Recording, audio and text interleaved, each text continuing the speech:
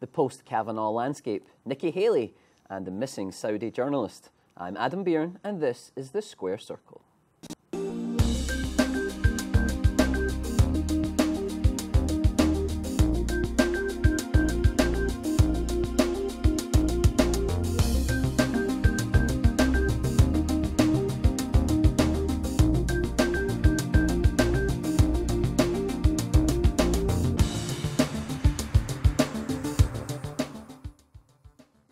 Hello and welcome to The Square Circle. I'm your host, Adam Byrne.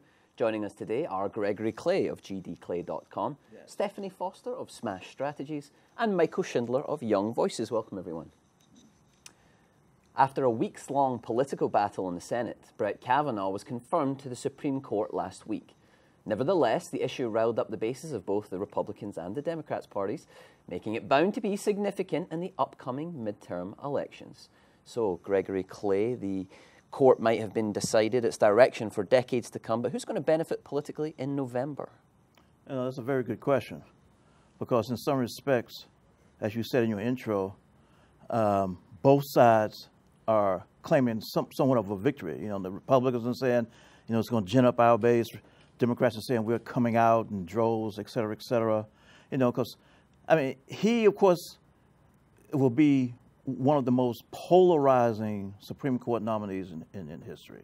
You know, the most polarizing, of course, since Clarence Thomas back in 1991. And he also ginned up celebrities. That's one of the things that caught my attention. Because Alyssa Milano, who's the boss, was right there front and center. Now, you know, it's interesting what effect celebrities could have on the basis of both Republicans and Democrats. And I bring that up because a poll came out the other day, and a story written by Joanna Piacenza from a poll done by Morning Consult in collaboration with the Hollywood Reporter. And it showed that celebrities who promote or advocate particular candidates could be in trouble with their bases, you know, but celebrities who support various, you know, causes and, you know, cultural and social issues, you know, can be in good favor, not only with their bases, but a wider scope. You know, like if you encourage people to vote, that's very popular for celebrities. Speaking out against sexual harassment, speaking out against police brutality. So it's not just, I mean, to me, it's a triple-headed situation. The trifecta is when you add the celebrity issue. You know, we saw what Taylor Swift did the other day. You know, she turned against the Republicans and said she's supporting Democrats in Tennessee. And as I remember, voter.org said that, what was it, 60, 70,000 people registered to vote like in the next 24 hours. So it's going to be very interesting to see what happens on November 6th. Okay. So Taylor Swift urging people to get out and vote. I'm wondering if that might be part of a broader movement among women being really fired up to vote on November 6th because of the Kavanaugh effect. Yeah, and I think what you see in the polling right now, and of course polls are a month out or so, is that Democrats are very energized. Republicans are too, but the numbers for Democrats are really holding firm. Especially when you look at Democrats and Democratic-leaning independents, women especially. And I think there is a whole sense that this is an election where people are really focused on what happens not only in the judicial nomination hearings, but sort of generally over the last several years, focusing on things like pay equity and sexual harassment issues. So I would also say that does go to sort of the celebrity issues in terms of Taylor Swift. In her tweet or Instagram post, she raised issues that particularly millennial women are interested in: equal pay, ending violence against women, and, you know, equality, gay and lesbian issues. So she really was, I think, going to the issues that she cares about, but also, interestingly, are issues that millennials are very, very focused on. So I think that could also drive turnout. But the polls are looking like there is enthusiasm on both sides, but Democratic enthusiasm is holding high. Okay, and Michael Shindler, it could be argued that yes, the Republican base was fired up by the Kavanaugh nomination process, But the Republicans have won the grand prize already. He's sitting on the court. So does that mean that come November, Republicans might think they can stay home? Well, they're not going to be enthused as Democratic voters, but I do think that that those people who are set on voting before the midterms aren't going to vote, or rather are not going to vote during the midterms. There are still a lot of issues at stake. There are still seats to be won, and there are still a lot of things that Republicans need to get done that haven't been done yet. So I think that Republican voting patterns will remain constant. But do you think those other issues, other than Kavanaugh, are going to fire people up in the same way that Democrats are angry about Kavanaugh? Oh, no. That's a different sort of anger that the Kavanaugh hearing elicited. I do think that there is a small portion of Republicans who are similarly fired up about the Kavanaugh hearing, about this sort of battle like happening in the Senate, like between two different two different groups of ideologues. There is a Republican, there is a conservative ideology, and there is a Democratic one. I can certainly, during the Kavanaugh hearings, people from both sides were fired up, but I do think that the Democrats have perhaps an incitement advantage. Yeah, and Stephenie, in the 2016 elections, white women voted, the majority of them voted for President Trump. Do you think that might be changing?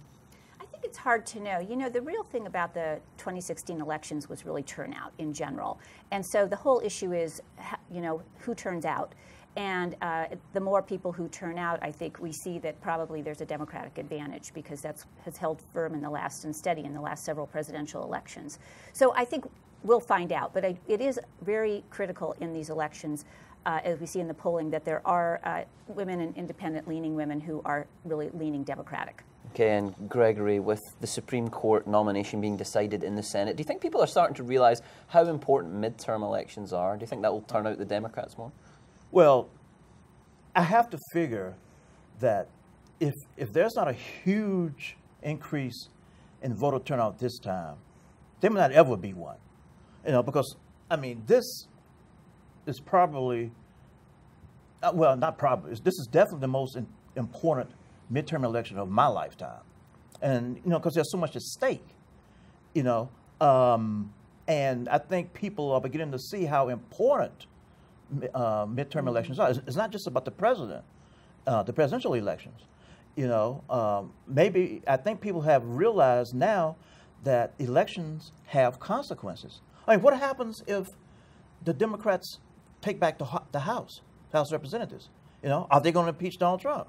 Or, you know, are they going to try to impeach Brett Kavanaugh? You know, who knows? You know, suppose the Republicans lose the House and the Senate. You know, I mean, that's one of the reasons the Republicans, you know, fought like crazy, especially Mitch McConnell, to get Brett Kavanaugh on the Supreme Court bench, you know, before the midterms. You know, because he didn't want to lose that ever so slight majority. You know, because the Republicans lose the Senate, there's no telling what's going to happen. You know, and it's also going to be interesting to see if Brett Kavanaugh becomes another Robert Bork type in terms of name. Because remember, back in 1987, when Robert Bork was denied a seat on the Supreme Court, his name suddenly became a verb, remember? You know, you got borked. Yeah. There you go. Now, what happens if Brett Kavanaugh becomes a verb? You got Kavanaugh'd, you know, even though you ended up on the Supreme Court. But look at all the people who are still protesting against him. You know, there's death threats. A guy was arrested the other day, you know, because he made threats against Kavanaugh. I mean, Brett Kavanaugh, he finally got his dream, but he's in a very difficult situation, just as his family.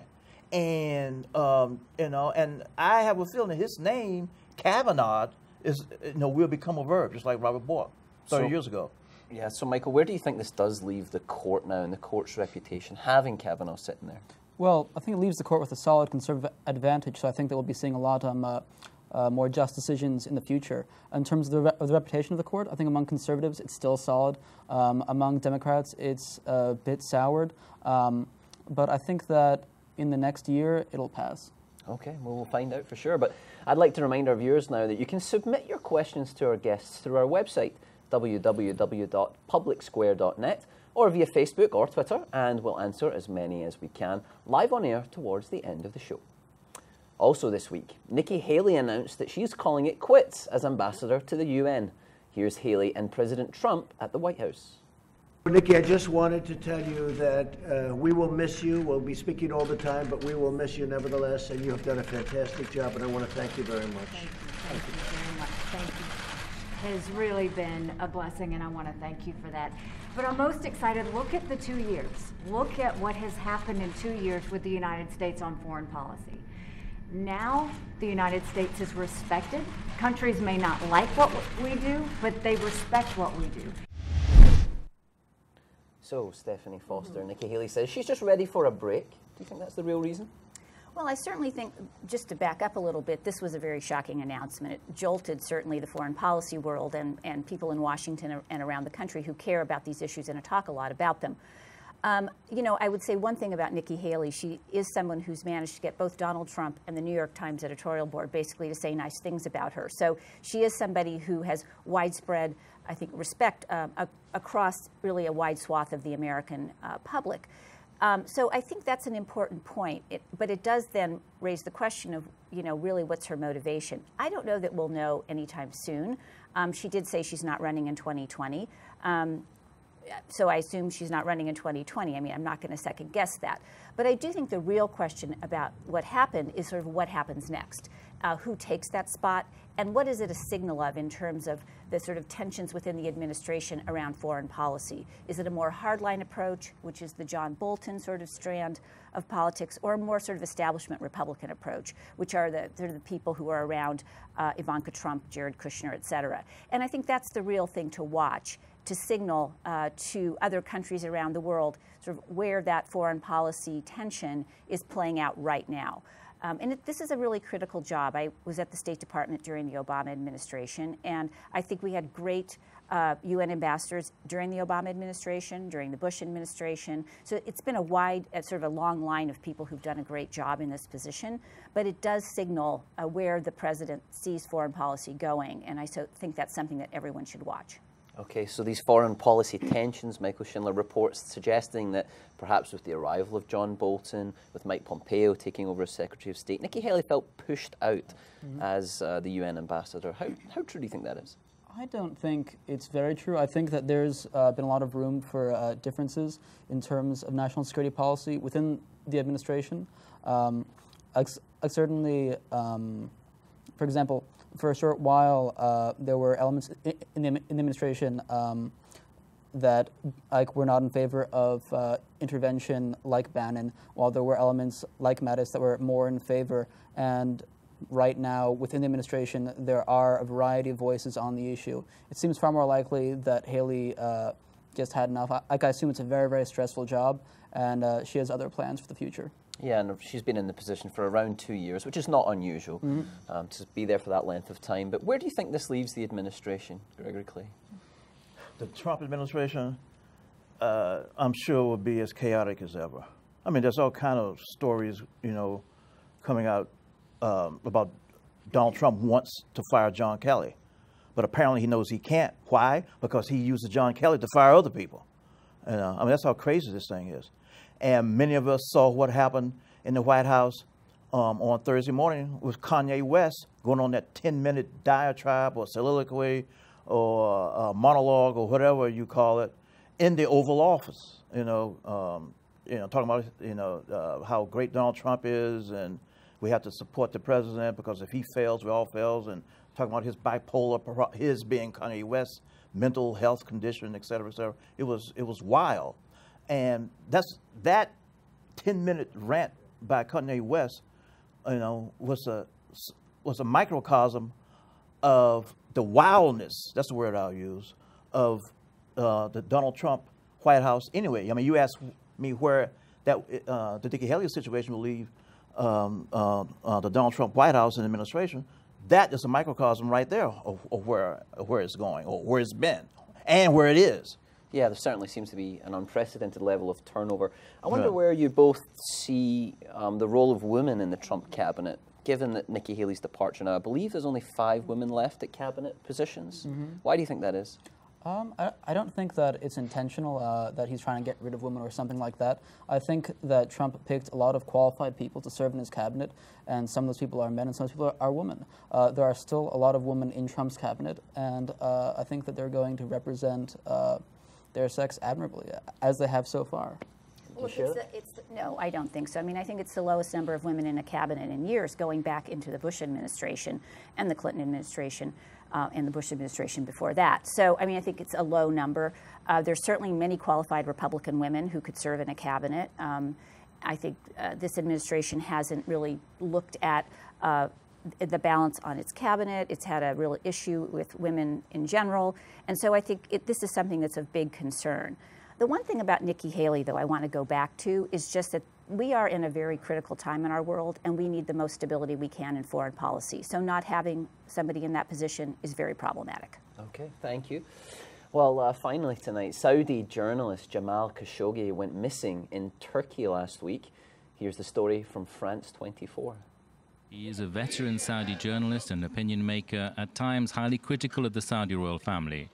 He went to the Saudi consulate in Istanbul a week ago to seek documents that would allow him to marry his fiancée.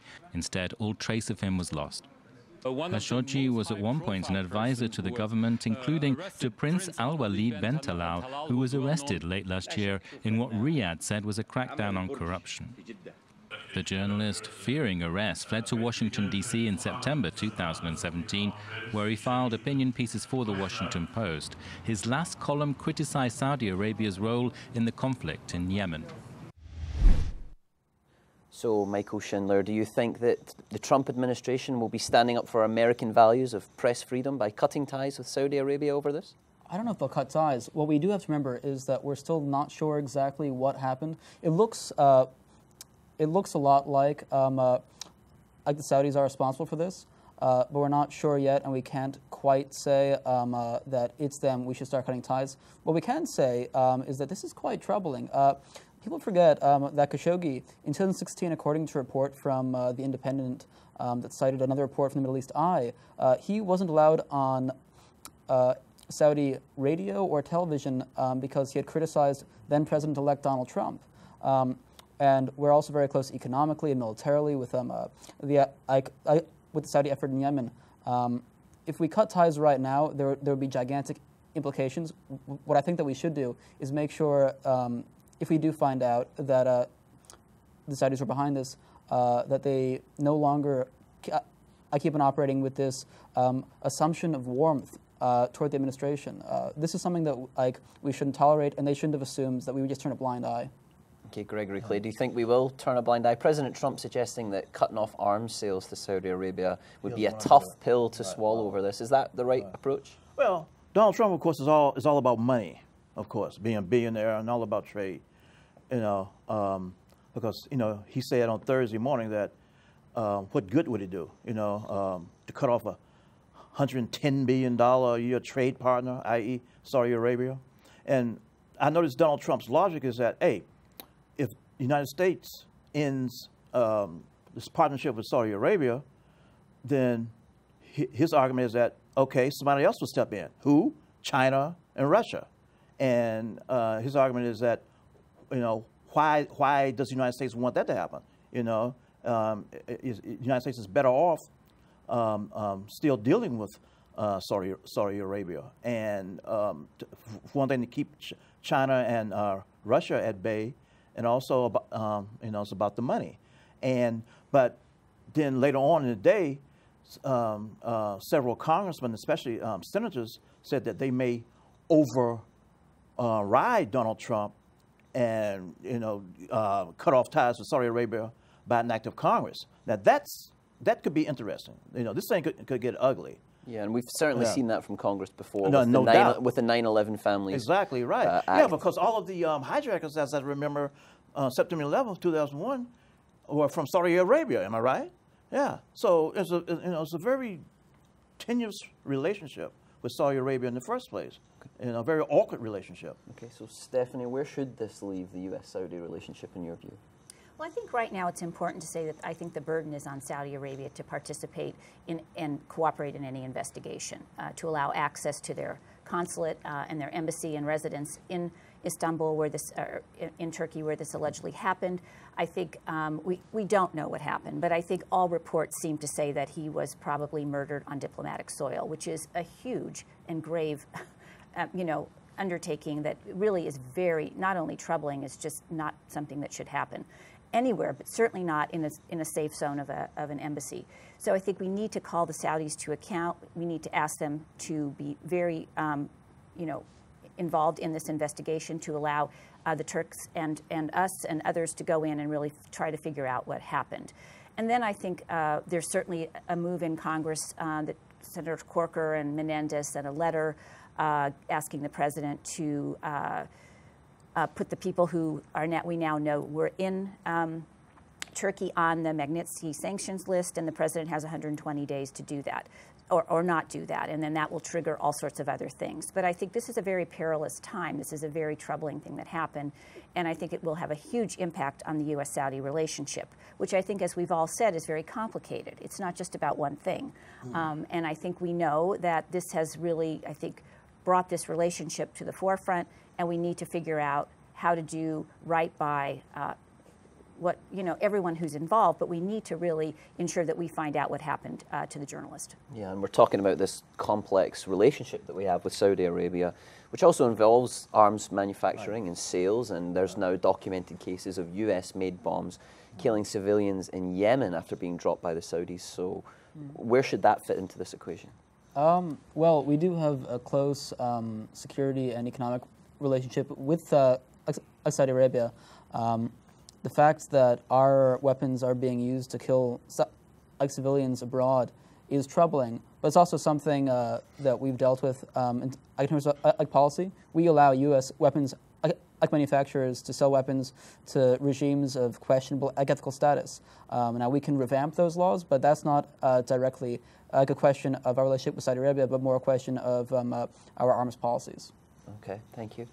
Well, it's time now to take some questions from our viewers, and we'll start with Edgar Mendez, who asks, and this is going back to the Kavanaugh nomination process itself, why is Susan Collins the only person in the world who thinks Kavanaugh will uphold Roe versus Wade, which is, of course, the key decision on abortion at the Supreme Court?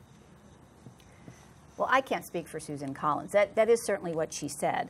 And I think the issue is that was really a lot of the reason that she used for deciding to vote to confirm Judge Kavanaugh to become a justice of the Supreme Court. And I think that is a very, I don't think many people do agree with her. So I think she's the only one who probably knows why she made that determination based on the meeting. And I think, many people disagree with that on both sides. I mean, I think the reason conservatives are interested in having him on the court to some extent, or people who are anti-abortion, is because they think he will vote to overturn Roe, and that's what pro-choice people think too. So the questioner is right. She may be the only person who doesn't think that, but we'll find out. And that is something we just don't know right now. Yeah, and Susan Collins said that any sort of anti-abortion vote would be a deal breaker for her. If Kavanaugh does vote to restrict abortion rights, do you think she should resign her position? If she wants, but I don't think that she should resign over this one issue in particular. People should resign if they feel that they're no longer competent to serve in office. If she thinks that decision reflects her competency at that point, then yeah, she should resign. But I don't think that people should resign based on lone issues. Okay. Yeah, but was she? One of the issues with Susan Collins, from my standpoint, is was she bamboozled? Because remember, when Donald Trump was trying to get his tax cut plan through, some people thought she was bamboozled there, remember? And supposedly some of the other Republican senators made promises to her, and some people are wondering were those promises for real and were they kept? Now, if that was all a facade, when she came around on a tax cut, and she has, she was misled about Roe v. Wade, where does that leave her? I mean, a lot of people in the country would probably view her as the laughingstock of the Senate, not just Democrats, but Republicans too. Well, it leaves her with somebody who's going to run against her, and people raising a lot of money for a yet undetermined candidate. Yeah, over $3 million already, it seems like. We'll move on to our next question, and we're not straying from the subject. It comes from Laura Garner, who asks, if the FBI investigation of Kavanaugh wasn't thorough enough, then why aren't journalists investigating the claims made against him? I think they probably are. Yeah, but journalists are. I mean, Roland Farrell of the New Yorker Magazine announced. And Jane Mayer together. I think. And Jane Mayer, because last week was the New Yorker Festival, and he on Friday night of last week announced that he is still working on information regarding Brett Kavanaugh. This thing is not over. I mean, just because he's on the bench now, does not automatically mean that all media outlets, say, okay, it's over, no more investigation. No. Roland Farrell himself said that, hey, he is still looking at Brett Kavanaugh in terms of the sexual harassment and assault, et cetera, I'm assuming along with, as you say, Jane Mayer. Yeah, and Michael Shindler said this might take a year or so to blow over. Do you think that's about right? How long will the press, do you think, continue to look into this? Well, I think this is an issue that certainly is going to be, obviously in the midterms it'll be an issue. I think this is part of a wave of the Me Too movement, the Time's Up movement. This is really part of what's going on. And this is a global movement where women and men are coming forward and talking about what happened to them. So I don't think it goes away. I mean, I think people may talk less about this incident, but the whole issue of people coming forward and saying, we need to stop this kind of behavior, we need to respect each other, we need to treat each other better in terms of sexual harassment and assault, I think that isn't going away. And so I think this is one story that has risen to really international prominence to some degree, but I think this is part of a much bigger wave of stories and issues around what has gone on in sexual assault and sexual harassment around the world. Yeah, this thing is going to dog Brett Kavanaugh for years. Because another reason I think it's going to dog him for years is because I think a lot of people remember what happened with the Clarence Thomas thing. A lot of people, I think, regret that it was kind of over after he got on. And I think people are saying, hey, this time it ain't over. We're still going at it. Okay, thank you. Well, now it's time for our guests to give us what they think is the most underreported story of the week. And who would like to start us off? Michael, you didn't get a chance there on that last question. Would you like to go first? Yeah, sure, I'll start. So speaking of political prisoners and political intrigue, Turkey actually, according to the White House, might be releasing one of our own, a North Carolina pastor, an evangelical pastor aged around 50, Andrew Grunson. He's been in Turkish prison since 2016. He was arrested on charges related to the 2016 coup.